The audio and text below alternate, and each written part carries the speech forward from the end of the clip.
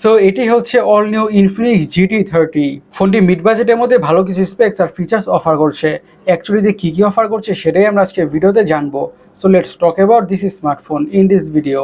শুরুতেই তো ফোনটা ডিজাইনটাকে নিয়ে কথা বলতেই হবে। ডিজাইনটা লিটারেলি এক কথায় বলতে গেলে আনকমন বা গর্জিয়াস। ডিভাইসটার ডিজাইনটা এক কথায় বলা যেতে পারে স্ক্রিমস গেমিং, বা দেখলে একটা গেমিং স্মার্টফোনের ভাইবস বা ফিল আসে।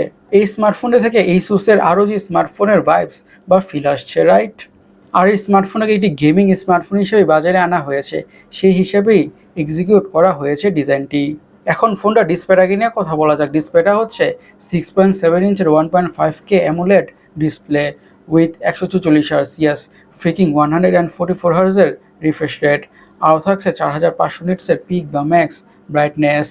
এই প্যানেলটাতে ইউটিউব ভিডিওস দেখে, মুভিজ দেখে, সিরিজ দেখে, এনিথিং ওয়াচ করে বা দেখে খুবই ভালোভাবে এনজয় করা যাবে। আর 144 হার্জ রিফ্রেশ রেট থাকার কারণে স্ক্রলিং করে, ব্রাউজিং করে বা গেমিং করে যে কোনো ধরনের টাস্ক পারফর্ম করে ক্রেজি লেভেলের স্মুথনেসের ফিল তো পাওয়া যাবেই। একটি মিড বাজেট স্মার্টফোন থেকে যেমন ধরনের ডিসপ্লে কোয়ালিটি এক্সপেক্টেড, ফোনটা ডিসপ্লে ওয়াচিং এক্সপিরিয়েন্সটা আরও বেশি বা ডিসপ্লে ইউজিং এক্সপিরিয়েন্সটা আরও বেশি ইমপ্রেসিভ হতে যাচ্ছে। আর যেহেতু থাকছে 4500 নিটসের পিক বা ম্যাক্স ব্রাইটনেস, তার মানে হচ্ছে আউটডোর ভিজিবিলিটি অনেকটাই ভালো হতে যাচ্ছে। এখন ফোনটার হার্ড অথবা চিপসেট নিয়ে কথা বলা যাক। ইউজ করা হয়েছে মিডিয়াটেক ডায়মেনসিটি 7400।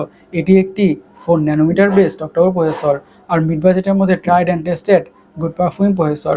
হাই লেভেলের গেমগুলোকে মিডিয়াম সেটিংসে খুবই ভালোভাবে খেলা যাবে অথবা রান করা যাবে কোনো ধরনের ইস্যুস ছাড়াই। এবং day to day regular task, social media using, switching between apps, multitasking, এমন যত ধরনের রেগুলার বা টুকটাক কাজ আছে ফোনটা ইজির সাথে বা বাটারি স্মুথভাবে হ্যান্ডেল করে ফেলবে। আর স্মার্টফোনকে বলা যেতে পারে অনেকটাই হেভি ইউজার কেপেবল। যারা হেভি ইউজার্স আছেন তারা কিন্তু এই ফোনের পারফরমেন্স থেকে একেবারে ডিসঅ্যাপয়েন্টেড হবেন না। এখন ফোনটার র্যাম এবং স্টোরেজ ভেরিয়েন্টস নিয়ে কথা বলা যাক। দুইটা ভেরিয়েন্ট অ্যাড করা হয়েছে, 8GB RAM, 128GB storage. 8GB RAM, 256GB storage.